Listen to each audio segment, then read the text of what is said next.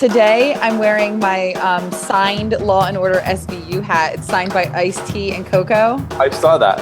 I'm trying to channel his bad assery. So we'll see what happens. Yeah, you're gonna get militant. I might. I started this this group with my girlfriend Danielle. It's called the Zen Bliss community. It's a private Facebook group. The link is going to be in the description. I encourage everybody to join. We have over 850 members now. Very, very active members. It was created as a space for compassionate growth. So a lot of people can come in, people that are trying to do self-work, personal development, growth, learning, whatever it's called, and do it in a safe environment where there wouldn't be judgment or fighting or name calling or any kind of craziness. And we moderate it pretty heavily. Like, I'm in there constantly making sure everything's going as planned. And I've only had to delete maybe one post the whole time. So it's been the sweetest little angels of Facebook, the people on that group. It's amazing. You know what, though? I don't know. I think it might be the group energy, though, that's bringing out that sweetness in people. It's not like we targeted a bunch of sweet people and said, you can't be, only nice people apply. Yeah. Everyone's just been picking up on the energy. And when it kind of, when it veers left, people are quickly brought back into the nice fold. Mm-hmm. So it's been really nice. So there's that. And so we've been on this journey to bring yoga off the mat. That's what's structuring the group. The theme of the group are the 8 limbs of yoga, according to Patanjali. And we've been exploring first ahimsa. And with ahimsa, we've decided to go 30 days meat free. Okay. And ahimsa, for those who don't know, most people listening might know, but it's basically the philosophy of nonviolence and do no harm. Right. So do no harm. So how does that translate to our daily lives? Maybe it means becoming vegetarian or vegan. And then we're exploring this. And it's so funny because I asked when we first started the group, why are people here? How did you find us? And most of the people were answering because of health reasons. They wanted to do no harm to themselves. They wanted to be vegetarian for their health. And now it has shifted so much to now it's like about the animals and it's about the earth. And we're having these really awesome discussions, eye-opening discussions for a lot of people. It's been amazing. What brings us here into this video today is that the other night you texted me, and I didn't see it till almost the middle of the night, a video from Freelee. Freelee the banana girl. Yeah, it turned out to be a very powerful video. When I first saw that video, I was just like, oh shit, this whole thing that they do is going to implode, because she's using very strong language on the internet, which is a very volatile place to begin with. And she did lose thousands of subscribers from making this video. Yeah. At first I thought, well, this is just a clickbait title, because they do that, and it works very well. We all do. It works very well. And I thought that's all this is. But I thought it's like a 3-minute video. Let me give it a run. And I watched it. And it wasn't just that. It was her really having strong feelings about this. And the title of the video, if I'm getting it correctly, was basically, do people that eat meat deserve to live? Or people that are not vegan deserve to live? Yeah, I'm gonna link the video in the description below so that people can go and watch it, because I encourage everybody to watch it. Yeah. Just for reference. Yeah. This is not a new idea, by the way. I mean, this has been going on for like 30, 40 years, these ideas about humanity being a virus on the planet and humanity being the problem, and do we really have a place? Would the other species on this planet vote us off if we were, if that were able to happen? And we are responsible for a lot.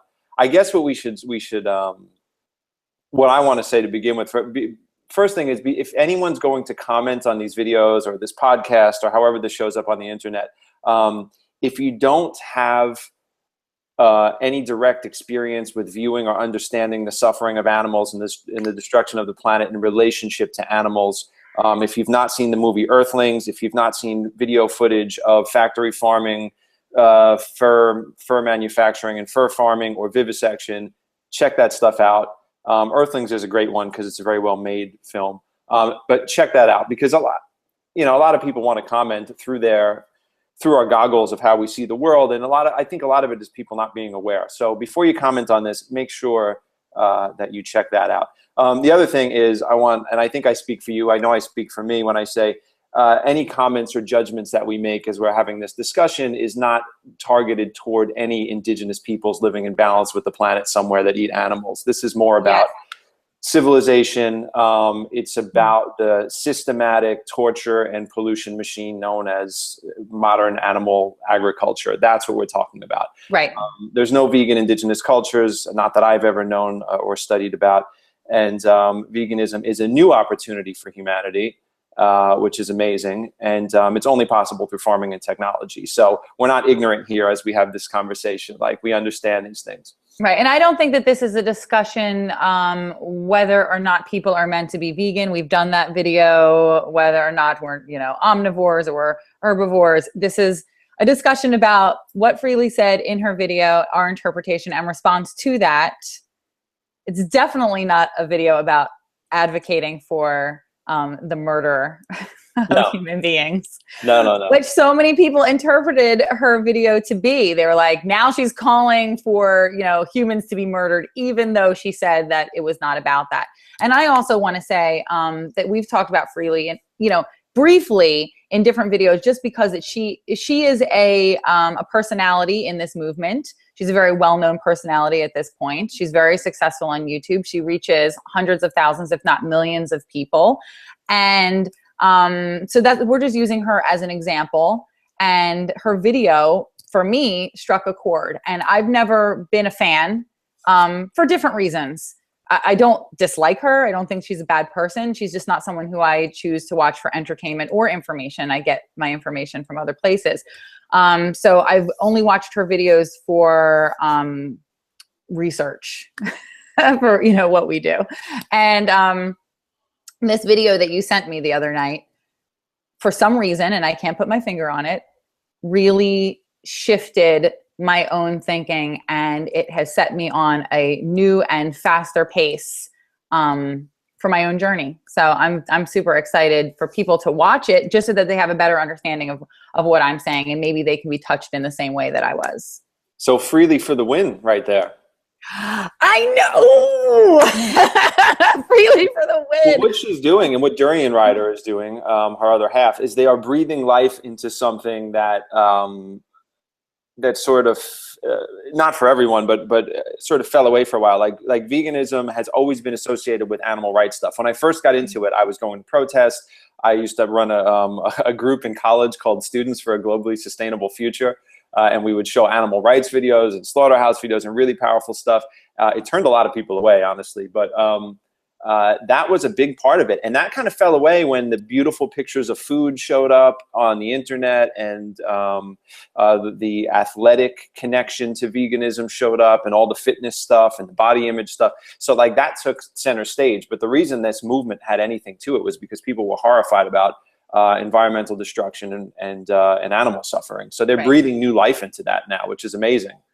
And but let's talk about that. It's turning a lot of people off. So this is the discussion. I thought really, after I watched the video, I was up for hours. I felt it wasn't about feeling guilty or conflicted or anything like that. I was just so super anxious to start talking about it, and I wanted it to hurry up and be morning so that I could get it into the group, into the private group, and get people's reactions, even though I knew that it was going to stir up some trouble. Because this group has been a safe place for growth, and everyone's been so nice, now all of a sudden I'm putting Freelee into the mix, and she has these really strong words, and I knew that it was going to bother some people.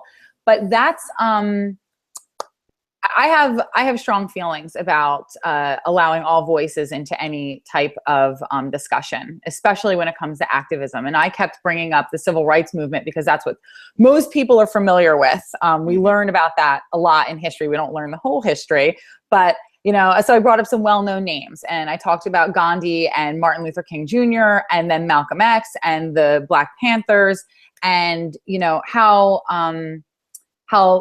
the influence that they had on my life.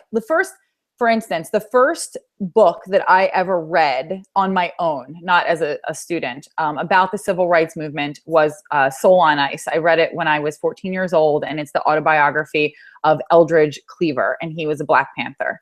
And so militant, maybe, considered by some, to be militant. But it moved me and it propelled me toward a life of activism and personal growth and exploration of who I am and what my place is on this earth and as a human being and my responsibility to other human beings. So that was my first exposure to activism. And then the next book that I read that really changed me, it wasn't the next book that I read, but the one that changed me was when I was 15, and that was Be Here Now by Ram Dass. Completely different in every single way. Right. Both essential to my growth. Two books that I still hold close to my heart as catalysts for my journey. So bringing it back to Freelee, it's like I just think that she's so needed. I think that type of her voice, because it's true and honest and sincere, that's needed in this movement as much as a voice like yours, which is really nice on the internet. I've intentionally toned that down over the years because I was a very militant vegan initially, and militant vegans can be exceptionally annoying, especially if you're the family member of one. So I apologize to my family. But it's funny. But annoying, but like, are we supposed to not ever be annoying? Are we supposed to never get in people's faces? Is that stifling our truth and then diluting our message? No. And does it always have to be nice to be effective? No. I noticed though, just doing the sort of activism work that I do, that I get a much further reach when I bring it back to include all people, when I'm less harsh, and when I don't show images of suffering, because people don't want to see that in the way of social media anyway. Yeah. People have a hard time with that. Yet it's so powerful when you see it. Well, you know what it was? It was her words basically saying, like, paraphrasing, what's your excuse? At this point, when I've seen all of the materials, I've watched all the documentaries, you are my friend, what's my excuse at this point? Being someone who has the means, has the financial means and the access to good, healthy food, why would I still be eating animal products?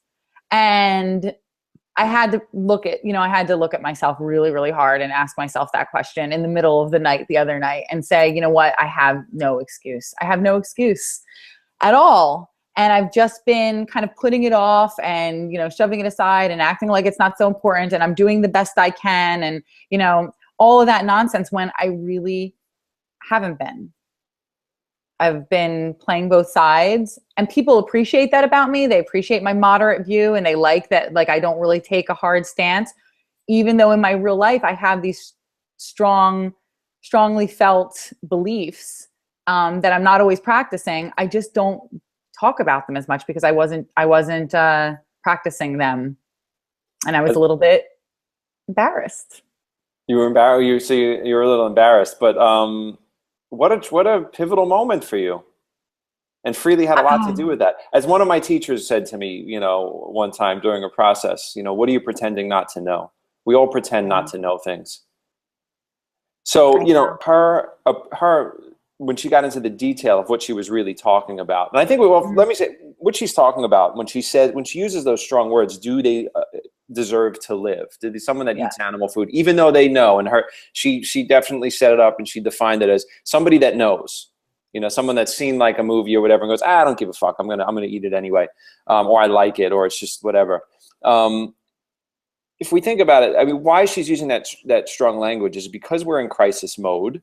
Yes. And if we all lived, if there were 100 of us and we all drank water from the same lake, and every day, 90, people from our community went up and poured a bucket of poison into the lake every day.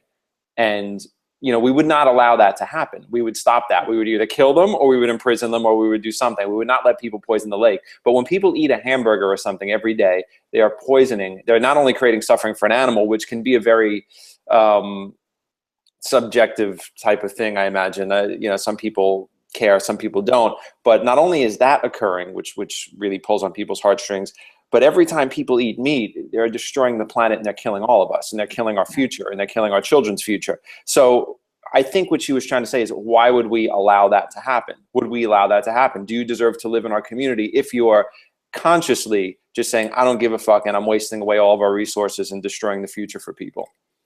Well, we don't have a community lake that's so obvious and in our faces. We're very, very far removed from the process and also the effects of the destruction. Most of the people, I would imagine, watching this video have no issues gaining access to fresh water, clean water. Not in the US Right. Or food, or, like, we're all doing pretty well because we're all, we all own these machines to be able to, access the internet. So we are just very far removed from the suffering. That isn't going to, be for long. I'm super scared of the things that my children and my grandchildren are going to face. Like, I'm going to be alive to see my grandchildren be born. I'm going to love them very much. These aren't like, relatives, generations to come that I'm worried about. These are the people that I'm going to know in my lifetime and love and care about. And I'm really scared about the water stuff. You watch a lot, and Vice is doing a great job at covering a lot of this stuff. I saw an amazing one last night on GMO seeds. They did a lot of stuff on global warming and ice cap melting and stuff. We're going to escape like this. We're going to see some superstorms and things, and some, we're going to have some stuff happen in our lifetime. But it's really what's going to, the people that are going to be born within the next, or people that have been born in the last 5 years to 10 years, their lives are going to be so dramatically different. And I don't think our minds could really handle that. And I think that's okay. So that's what I want. That's the point I wanted to bring up. So, Freelee she defined who it was. And I think you were part of that in some, you were one of those people in some way, because most people are not born vegan to vegan parents with an awareness around animal rights and things like that. So when people have an indifference to suffering, it's either they don't know. Okay. So they genuinely don't know, or it's a reaction to, the indifference is a reaction to some pain within them, a not knowing, or the discomfort of changing. Like, you notice that what happens, and this happens with a lot of friends of ours on Facebook. The moment you post something about veganism or animal rights or something like that, somebody always makes a joke. 30 people usually make a joke, and it's some tongue-in-cheek little giggle thing, which is really interesting because it's usually not funny, and the serious side of me says, no, this is not funny because we're in such a terrible situation and we're in crisis mode. So yes, it's not funny, and it's usually not even funny, like as a goof, like it's not even something I could get. And I wonder, what's the psychology around that? Why do people have to say, meat is murder, tasty murder, he. Right. But there's something really interesting about the psychology of that. And what is that a response to? Because those are the people she's talking to. And I think that response, well, you're challenging people's way of lives, right? You're challenging something that they hold, as a belief of theirs to be true. So you're telling them that they're wrong. So they're automatically going to get defensive. Humor turns up a lot when people are being defensive. I know that I do it. For me, when I see it, it just feels so overwhelming when people start talking about it. And it's like, how am I going to change everything about what I do? And I don't know if I'm there yet. I mean, I'm going to be really honest, because here we are. It's time to be honest. I raise chickens, that. We eat eggs. I don't know if I'm going to stop doing that. People will say, well, chickens lay eggs anyway, and it's a waste to just throw them away. Well, domesticated farm animal chickens lay eggs every single day. Chickens in the wild do not. They don't have egg production like farm chickens do.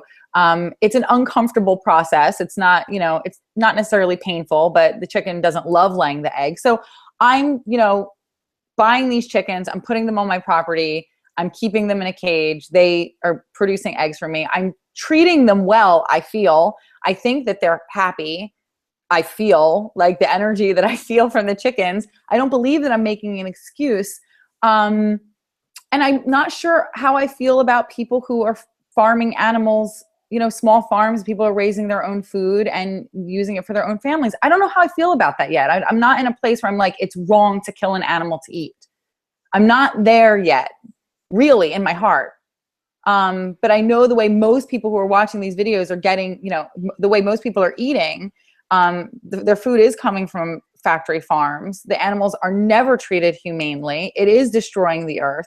And that's who I'm talking about. I'm not talking about, because a lot of people are going to respond like, well, I have a farm and I buy from my local farmer, or I, do it this way. And I'm not talking to any of those people, even if Freelee is. And yeah, we're definitely not talking about indigenous peoples, because that came up like 100,000 times, even in my discussions. Mm-hmm. On my that's platform. Less than 1% of people, the people that buy local farmers stuff. Like, that's the luxury that people don't realize they have. That's not most of our country. Most of our country is buying factory farm foods. But what I'm saying is that this video for me is not about saying that it's wrong to eat animals, because that's not where I am. Mm-hmm. That's where you are. That's where Freelee is. And I'm not straddling a fence here. I'm really saying like that's it. I could eventually go there. My goal, though, is to eventually be vegan minus my eggs, because I mean, in my head right now, this is my goal, because I don't have any access to cows that I can regulate and make sure that they're like okay with like giving up milk. That doesn't exist for me in my world. Well, I think I'm with you in the fact that I do think it's, for a 21-year vegan animal rights activist, I do think it's okay to kill animals in a natural world. The only way is when I have the choice, I have to ask myself, how did I just show up? Did I show up like I could have, did I promote suffering, or did I promote compassion and peace? So I look at each meal, at each moment, and I go, well, what decision am I making here? If I were out in the wild and I like had to kill an animal to eat, like, I definitely probably have a response emotionally to it, but I would be okay. Right. I feel like, my physiology and my body is put here the same way any indigenous person is put here, the way the, Amazonian tribesman is put there. It's I'm here under the same rules, so I'm okay with it, but I'm not okay with it in a civilized society where we have choice and we have a lot of option, which is the beautiful thing, because farming and technology has brought us to a place where we can now make these decisions. Right. We didn't have those decisions before. So you see, like American Indians and different people, they have a lot of reverence, and they have they have reverence and compassion as they kill the animals that they use to survive or to clothe themselves or for whatever purpose they're doing it for. Where we don't even have to have that. We can bypass that whole thing. We don't even have to think about it because we can be vegan. And what's interesting is, it allows us that opportunity then to sustain ourselves with compassion, with ahimsa, without killing. But it also creates a situation where those that choose not to do it without any consciousness whatsoever, because we're so detached from that process. Exactly. It's a double-edged sword. It's a perfect spiritual opportunity for growth at the expense of the animals. Well, growth is the word that I would want to highlight, because I think that, growth doesn't happen overnight. You don't go from A to Z. I think that this is truly an opportunity to do what you can when you can, to quote a really awesome book that my friends wrote about, doing what you can when you can to improve your health. Not in a flippant way, but in an intentional way, in a way that you're actually working toward a goal to be more aware and compassionate. But watch the movies, expose yourself to education, expose yourself to information. And, we might get accused of being elitist here. And that's definitely something that I'm not. I am well aware of all the resources that I have to be able to live a life that is, comfortable and that works for me. I know that everyone doesn't have the same resources as I do. And there's certainly people that have greater resources, obviously. So just be intentional and mindful and do what you can. Ask yourself how you're showing up in this moment. Is this something that you can do without? Is this something that you need? Is this for, serving the greater good? All of that stuff. I'm definitely not all or nothing. I don't think that you have to be vegan or die. I think that we should all, though, strive toward more vegan ideals, compassionate mindset, and then also doing as little harm as possible, and for the earth, ourselves, and the animals. Yeah, I posted something a while ago. I don't remember exactly what I posted, but I just realized when I was contemplating veganism, and I thought, one thing I just know is I know the world doesn't need more death and destruction right now. I know it doesn't need more of that. So I'll just bring whatever's the opposite of that. That's how I'm going to show up in the world. I have two things I want to throw in here that I think will might mess up our minds a little bit. I don't know. You know, I studied philosophy, moral philosophy, particularly concentrated on ethics and assisted suicide when I was in college. No, all right. I did not know that until the other day or until yesterday. Well, the first thing I want to say before I get into that thing is that you know, when we talk about do we deserve to live because of the conscious involvement in things that might be destructive to the planet or to another being or something like that, or do we deserve to, you know, be voted out? Do you know what coltan is? No. Okay. Coltan is it's sort of a mineral, or it's a metallic ore that is mined primarily from the Congo. And it's the reason that we have cell phones and computers. Without this ore, we do not have cell phones and computers.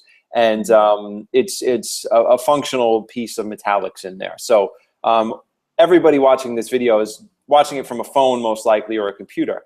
Coltan comes from a very unstable region in the Congo. And the way that we get it is we get it because basically because companies indirectly through corrupt, unstable political organizations fund militias and warlords, and our cell phones have a trail of, you know, of death, environmental destruction. They're killing all of the greater apes in these jungle communities where they're doing the mining. So just holding a cell phone, do we deserve to live, should we be taken out because we have the cell phone? I know this. I know what coltan is. You know, I've researched it. I've looked at documentaries on it.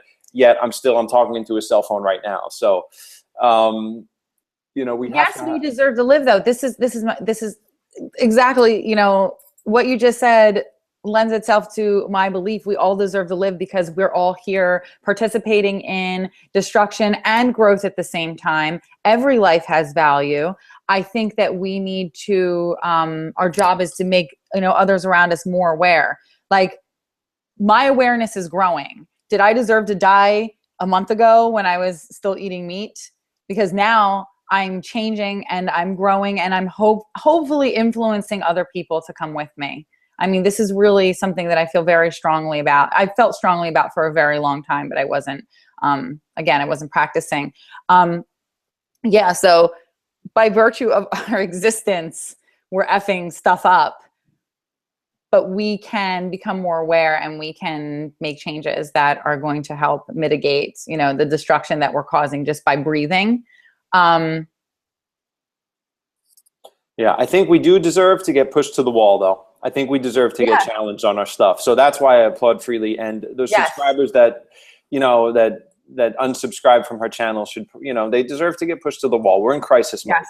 You know, so yes, there's a natural order of things, and we're voting ourselves out, and that's what we don't realize or want to acknowledge, that by continuing to practice, like, we don't need Freelee telling us that we deserve to die.